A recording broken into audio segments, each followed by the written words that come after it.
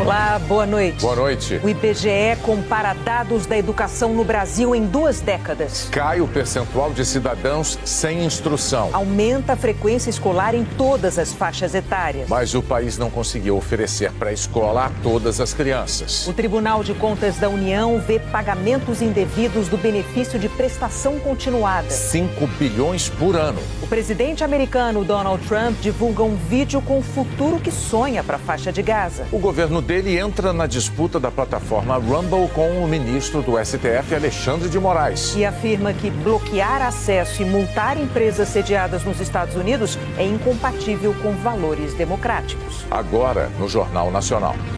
O IBGE divulgou hoje dados do censo sobre a educação nas últimas 2 décadas. O Brasil não conseguiu cumprir a meta de colocar todas as crianças na pré-escola, mas a frequência nas salas de aula melhorou. É um quarteto fantástico. Essas meninas não têm dúvidas de que os estudos vão levá-las mais longe.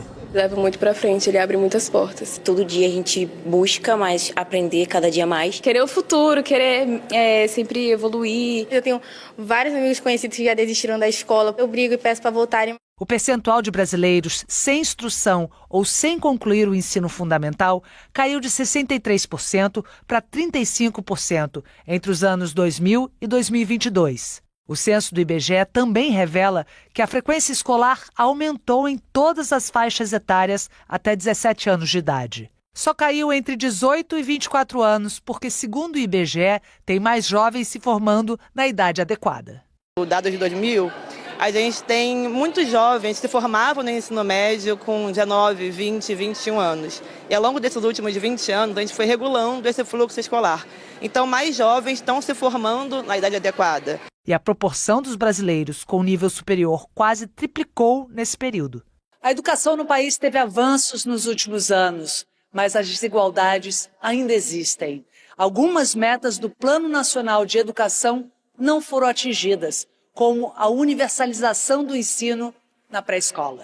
A frequência escolar de crianças de 4 a 5 anos de idade foi de quase 87% em 2022. A meta 1 do Plano Nacional era que todas essas crianças já estivessem estudando. Quando você tem uma criança fora da creche e da pré-escola, não é só ela que está se prejudicando, é a família também, economicamente falando, porque tem alguém fora do mercado de trabalho para tomar conta dessa criança. Às vezes é a irmã mais velha, o irmão mais velho, às vezes é a própria mãe, às vezes o pai.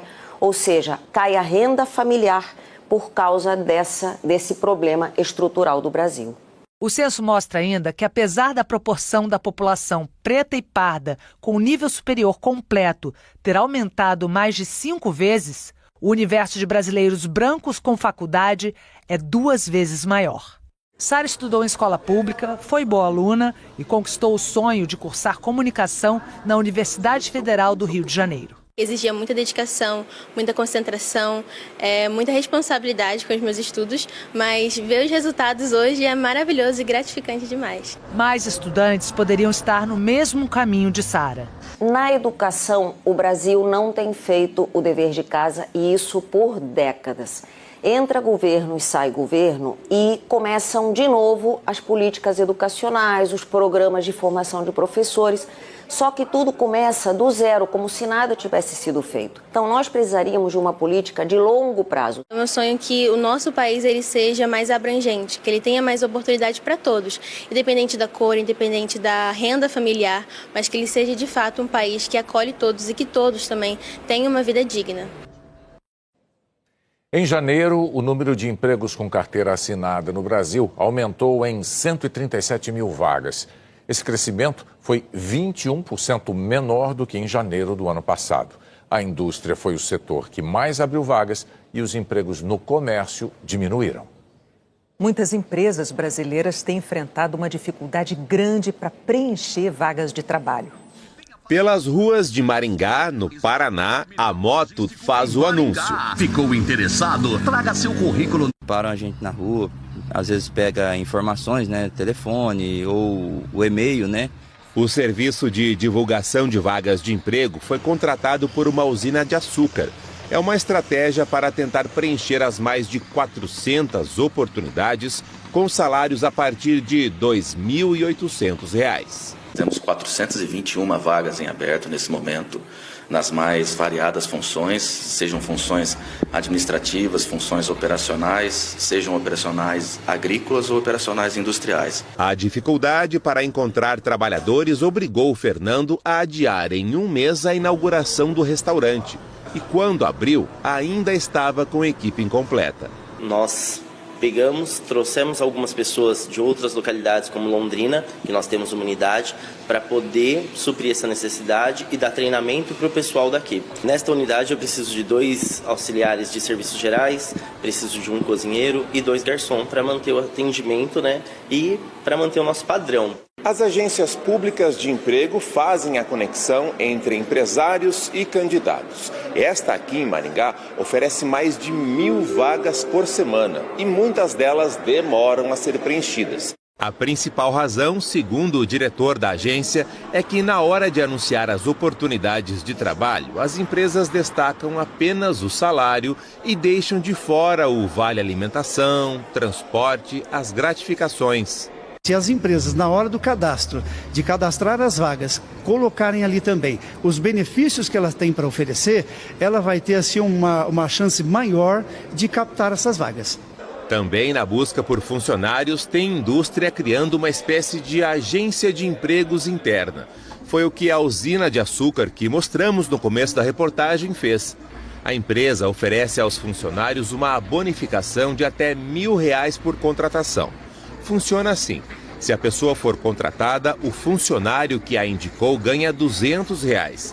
E se ela permanecer na empresa, mais R$800. O Flávio indicou uma amiga para um cargo na área de contabilidade e deu certo. Ajudou bem. Já está pensando na próxima indicação? Com certeza.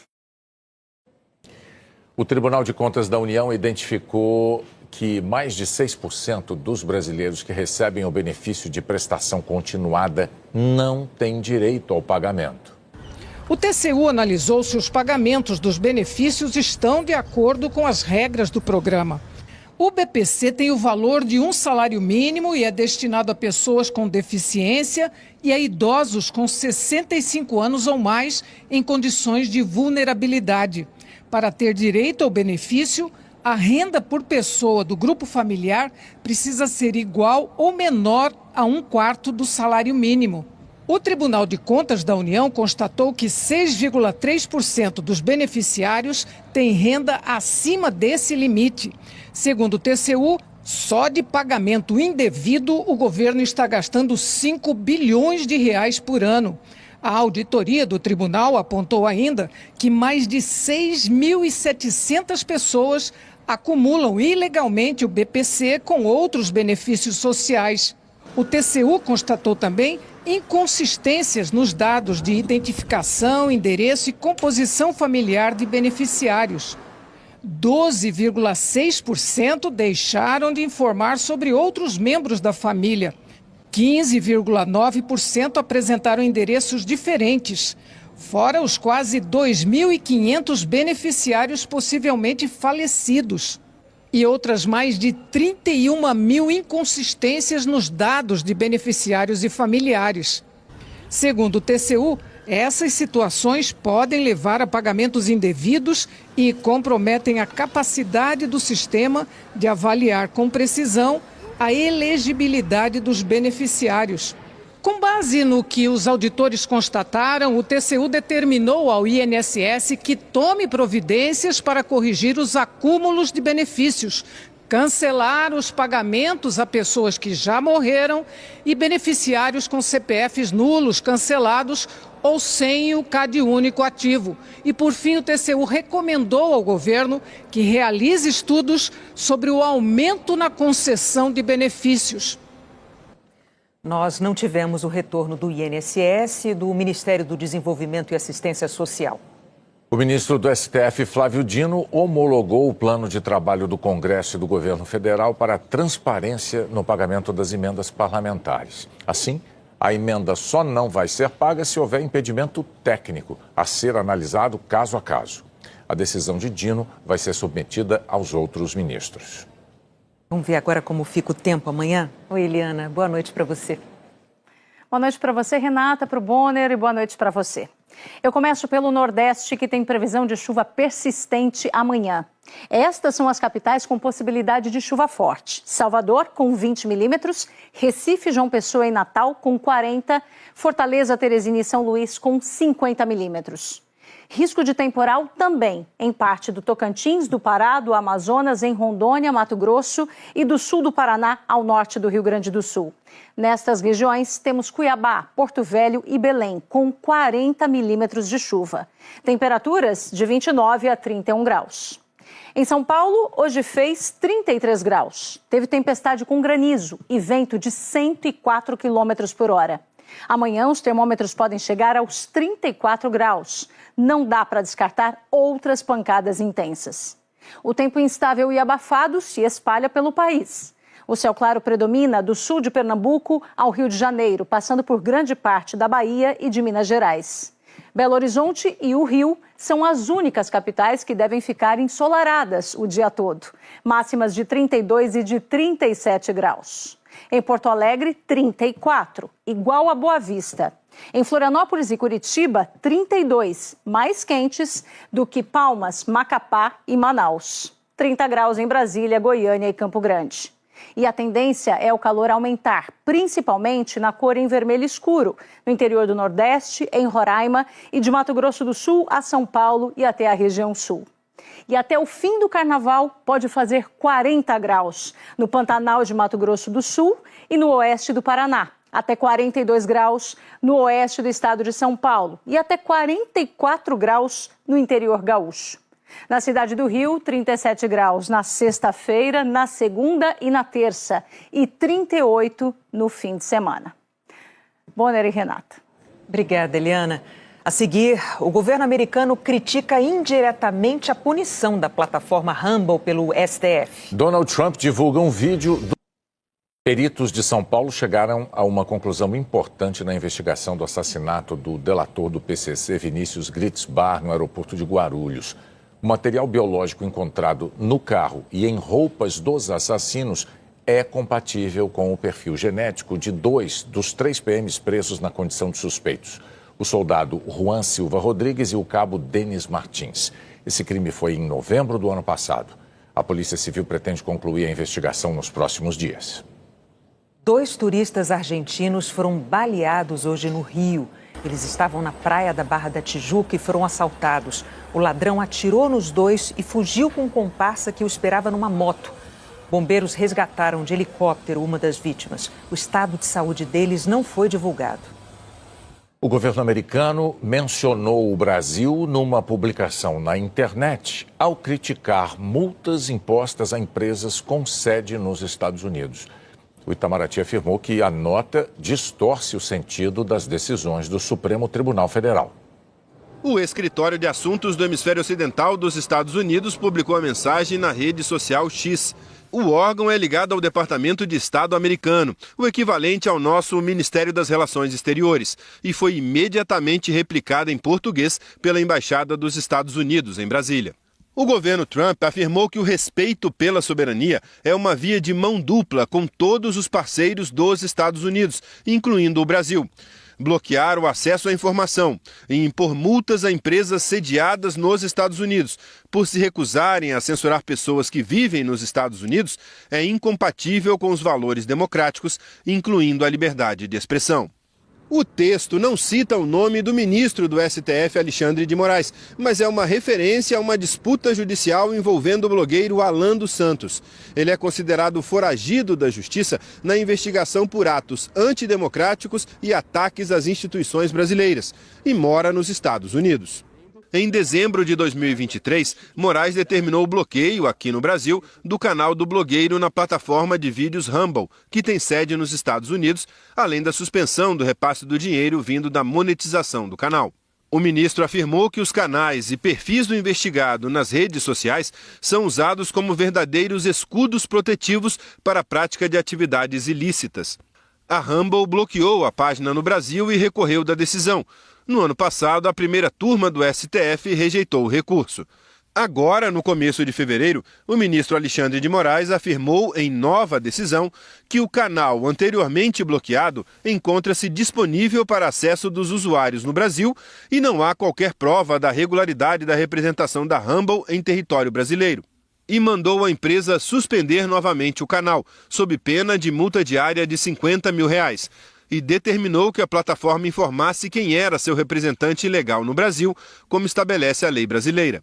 Em uma rede social, o diretor executivo da empresa marcou o ministro Alexandre de Moraes e disse: a Rumble não cumprirá suas ordens ilegais. Em vez disso, nos veremos no tribunal. Na última sexta-feira, Moraes determinou o bloqueio da Rumble no Brasil. Na decisão, afirmou que a suspensão se devia aos reiterados, conscientes e voluntários descumprimentos das ordens judiciais, além da tentativa da plataforma de não se submeter ao ordenamento jurídico e poder judiciário brasileiros, para instituir um ambiente de total impunidade e terra sem lei nas redes sociais. E deixou claro que se trata de uma decisão para ser cumprida no Brasil. Determino a suspensão imediata, completa e integral do funcionamento do Rumble em território nacional, até que todas as ordens judiciais proferidas nos presentes autos, inclusive com o pagamento das multas, sejam cumpridas e seja indicado em juízo a pessoa física ou jurídica representante em território nacional. No mesmo dia, a Rumble entrou com um processo contra o ministro Alexandre de Moraes na Justiça dos Estados Unidos. Participa da ação a empresa Trump Media and Technology Group, do presidente americano Donald Trump. As empresas acusaram Moraes de censura e pediram que as ordens do ministro para derrubar contas de usuários não tenham efeito nos Estados Unidos. Ontem, a justiça americana negou o pedido. Sem entrar no mérito, o Tribunal da Flórida afirmou que as decisões de Moraes não se aplicam aos Estados Unidos. Foi depois dessa decisão que o governo Trump se referiu pela primeira vez ao assunto. Em resposta, o Itamaraty afirmou que o governo brasileiro recebe com surpresa a manifestação veiculada hoje pelo Departamento de Estado norte-americano e que o governo brasileiro rejeita com firmeza qualquer tentativa de politizar decisões judiciais. O Itamaraty afirmou ainda que a manifestação do Departamento de Estado distorce o sentido das decisões do Supremo Tribunal Federal, cujos efeitos destinam-se a assegurar a aplicação no território nacional da legislação brasileira pertinente, inclusive a exigência da Constituição de representantes legais a todas as empresas que atuam no Brasil. A liberdade de expressão, direito fundamental consagrado no sistema jurídico brasileiro, deve ser exercida no Brasil em consonância com os demais preceitos legais vigentes, sobretudo os de natureza criminal. Trump disse hoje que vai assinar um acordo com o presidente ucraniano Volodymyr Zelensky na sexta-feira. A Ucrânia é rica em minerais raros, alguns deles essenciais para a indústria de minas tomadas pelos russos. Desde 12 de fevereiro já houve ao menos 4 versões do acordo de exploração. Os ucranianos descreveram a primeira versão como ruim, a segunda como melhor do que a primeira e a terceira como um desastre. Volodymyr Zelensky chegou a dizer que não iria comprometer o futuro do país num acordo ruim. Hoje, Donald Trump afirmou que eles vão se reunir na sexta-feira em Washington para assinar os termos. Trump disse que com o acordo, os Estados Unidos terão de volta o dinheiro enviado à Ucrânia na forma de armas nos últimos anos. Durante a entrevista, Donald Trump não confirmou um item essencial para os ucranianos. Eles insistem que no documento final conste claramente que os Estados Unidos darão garantias de segurança à Ucrânia. Numa das versões do texto, a qual o jornal The New York Times e sites ucranianos tiveram acesso, existe a menção, mas de forma vaga. Os Estados Unidos apoiam os esforços da Ucrânia para obter as garantias de segurança necessárias para estabelecer uma paz duradoura.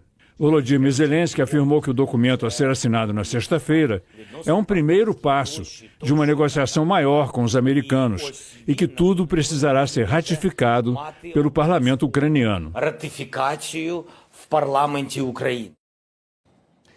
O presidente americano publicou nas redes sociais um vídeo gerado por inteligência artificial que mostra o que ele sonha para a faixa de Gaza. A situação atual do território antecede a pergunta: o que vem a seguir? Surgem prédios de luxo, o bilionário Elon Musk com um prato típico, dançarinas barbadas e uma criança com um balão de Trump. Na sequência, mais prédios luxuosos e Trump ao lado de outra dançarina. Elon Musk reaparece jogando dinheiro para o alto, uma estátua dourada de Trump e o presidente americano se refrescando com o primeiro-ministro israelense à beira de uma piscina. O grupo terrorista Hamas devolveu os corpos de 4 reféns israelenses. Os restos mortais entregues esta noite, como sendo dos reféns Tsahi Idan, Ohad Yahalomi, Itzik El-Garat e Shlomo Mansur, vão passar por exames de DNA. Como parte da trégua, Israel se comprometeu a libertar hoje 602 prisioneiros palestinos. O governo israelense ia soltar esses detentos no fim de semana passado, mas suspendeu a libertação por considerar que os terroristas do Hamas tinham violado o acordo de cessar-fogo. Entre essas violações estão as cerimônias de entrega dos reféns. Israel e organizações internacionais de direitos humanos têm criticado duramente esses eventos, que chamaram de humilhantes. A entrega dos corpos dos reféns hoje ocorreu sem a cerimônia. Foi a última devolução de reféns da primeira fase do cessar-fogo. Também nesta quarta-feira, os israelenses acompanharam o funeral da família Bibas. A mãe, Shiri, e os 2 filhos pequenos, Ariel e Kfir, foram sequestrados pelo Hamas em 7 de outubro de 2023. Israel acusa de assassinarem a família em cativeiro a sangue frio. Os terroristas também sequestraram o pai deles, Yarden Bibas, mas ele foi libertado com vida. Hoje, declarou o amor pela família e disse: Shiri, me proteja para que eu não afunde. Em Tel Aviv, o primeiro-ministro Benjamin Netanyahu se apresentou à justiça para depor sobre as acusações de corrupção que enfrenta. Ele responde por supostas trocas de favores envolvendo empresários, entre eles executivos da imprensa israelense. No tribunal, Netanyahu negou os crimes. Ele é o primeiro chefe de governo de Israel a ser alvo de um processo criminal ainda no cargo. As condições de saúde do Papa Francisco apresentaram uma ligeira melhora nas últimas 24 horas. O boletim de hoje da Santa Sé destaca uma notícia importante. A leve insuficiência renal detectada nos últimos dias foi resolvida. A tomografia do tórax feita ontem mostrou uma evolução normal do quadro inflamatório pulmonar. Os exames hematológicos e de laboratório de hoje confirmaram a melhora observada ontem. Francisco continua recebendo oxigênio de alto fluxo e, até o momento, não apresentou crises respiratórias asmáticas.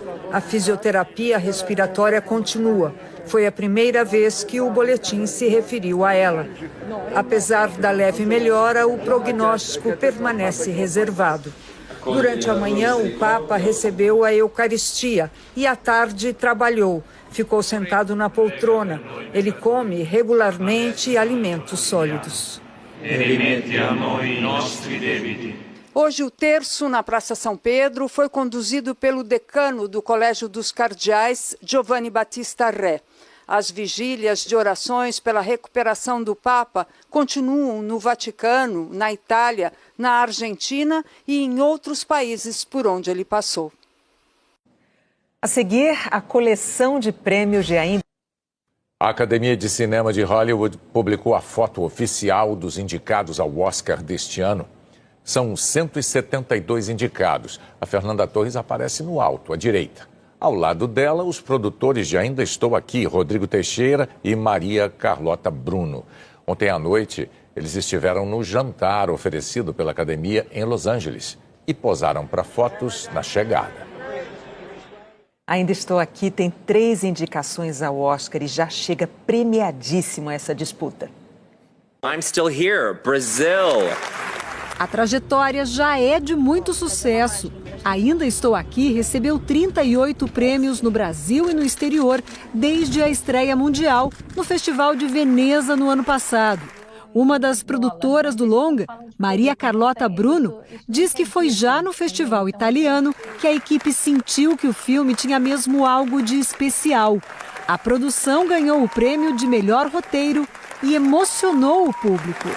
Ele teve 10 minutos de aplauso, né? Você vê de fato que as pessoas estão tocadas, né, pela história. Porque é uma história de uma família que poderia ser a minha família, a sua família, que poderia ter acontecido com qualquer família. De lá para cá, o filme conquistou prêmios inéditos, como o Goya, o principal do cinema espanhol, e o Globo de Ouro de melhor atriz para Fernanda Torres. Thank you very much. Os números da bilheteria também estão sendo considerados uma vitória para Ainda Estou Aqui. No Brasil, mais de 5 milhões de espectadores já vieram aos cinemas. E o filme está na lista dos mais assistidos em vários países. Salas lotadas nos Estados Unidos, Reino Unido, Canadá, França, Itália. O filme Ainda Estou Aqui já foi exibido em 17 países e tem estreia marcada para vários outros, como a Alemanha. O cinema brasileiro já brilhou lá fora muitas vezes. Uma história que começou há mais de 70 anos. O Cangaceiro foi o primeiro a conquistar o mundo em 1953. Assassino desgraçado. Levou 17 prêmios, 2 no Festival de Cannes, melhor trilha sonora e melhor filme de aventura, uma categoria que não existe mais. Em 1962, O Pagador de Promessas ganhou 36 premiações. A principal foi a Palma de Ouro de melhor filme em Cannes, a única do Brasil até hoje. Glauber Rocha levou a melhor direção em Cannes com O Dragão da Maldade contra o Santo Guerreiro, filme que conquistou 8 premiações. Eles Não Usam Black Tie foi premiado nos festivais de Havana, Nantes e Veneza. 20 troféus. Reuniãozinha difícil. Central do Brasil venceu 24 disputas e quase deu o Oscar a Fernanda Montenegro. O que é que você conhece aqui no Rio? Minha mãe. Tropa de Elite teve 3 vitórias. Destaque para o Urso de Ouro de melhor filme em Berlim. No BOPE não entra polícia corrupta. Cidade de Deus ganhou 51 prêmios, incluindo o BAFTA de melhor montagem. E ainda teve 4 indicações ao Oscar. Eu sempre quis ser fotógrafo. O presidente do Conselho da Cinemateca Brasileira diz que o reconhecimento de Ainda Estou Aqui já é uma grande conquista. Aspa, paranoico. Acho que está sendo perseguido. É um fato extraordinário, né? E a campanha ganha essa dimensão que ganhou muito pela qualidade do filme, muito pela personalidade, pelo talento e pela personalidade da Fernanda Torres. Fernanda Torres já surpreendeu uma vez. Em 1986 foi eleita melhor atriz no Festival de Cannes por Eu Sei Que Vou Te Amar. Tinha 19 anos. Você me educou para te fazer sofrer. A atriz Sandra Corvelloni ganhou o mesmo prêmio em 2008 pelo filme Linha de Passe. Eu sou pai e mãe de vocês, ouviu? Eu sou pai e mãe de vocês! Dirigido por Walter Salles e Daniela Thomas, que são diretor e produtora de Ainda Estou Aqui. Foi uma grande surpresa, na verdade, né? Para mim e para todo mundo, né?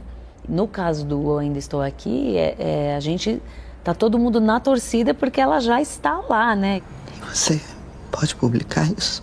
Mas claro que os brasileiros querem mais. Isso é muito bonito, assim, de sentir que o brasileiro está torcendo, está orgulhoso, né, do cinema nacional. E chegar até aqui já é muito vitorioso para o filme. O Jornal Nacional fica por aqui. Uma boa noite. Boa noite, até amanhã. Inscreva-se no canal e ative as notificações para não perder mais edições. Deixe seu like e compartilhe com amigos para que todos fiquem informados.